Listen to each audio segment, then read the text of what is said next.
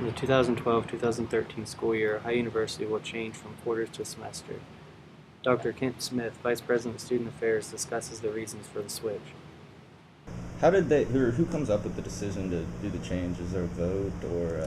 Well, I think it came from multiple places. We had obviously, being only one of four public institutions that was still on the quarter system, there have been many conversations on campus for a number of years, as I understand it.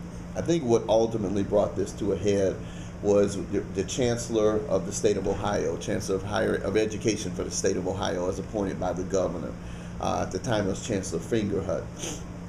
They called upon the four remaining institutions to consider switching to semesters away from quarters.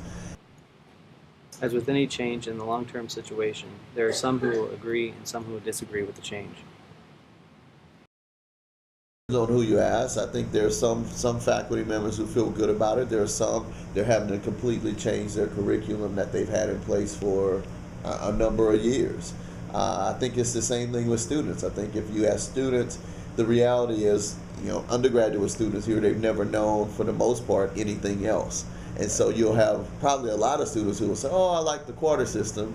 And then once we get on semesters, you'll have a lot who will say, I like the semester system.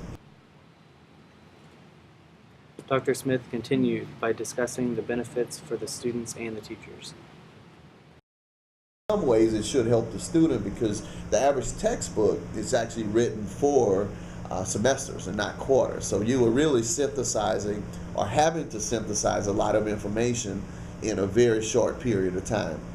The other challenge from an outside of the classroom perspective, the other challenge with a quarter system like ours where we were 10 weeks, if you missed a week because you were sick or something came up, it's very difficult to recover from that, whereas a semester, because it's more spread out, you probably have a better opportunity to recover in the classes.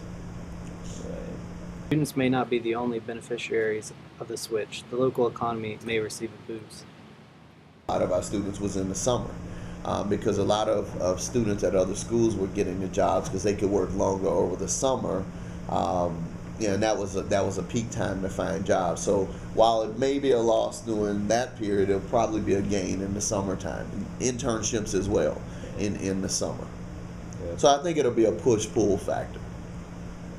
Do you think it have any effect on like local merchants, their business at all, or? I'm not sure, but I have heard some merchants say that they're very happy with the fact that students will be here doing, a lot of the holiday season and peak shopping periods, and it actually, depending upon who you believe, some say it actually may help us to attract other businesses to the area because we'll have a larger population of people here doing peak business shopping periods. One student, Alex Donovan, believes it may be a tough adjustment, but sees the benefits in the long run. Probably the move to semesters, because we get out earlier, it gives us a chance to get out into the job market earlier in the summer and compete with the other kids, because we're one of the latest schools to get out. And, the winter break really is useless to have 6 weeks off, because it's not really enough time to make a lot of money. So you think it'll help you compete for internships then? Yeah, definitely. Freshman Emily Eastep disagrees. She says, I oppose the transition. It's confusing and doesn't seem to really serve purpose.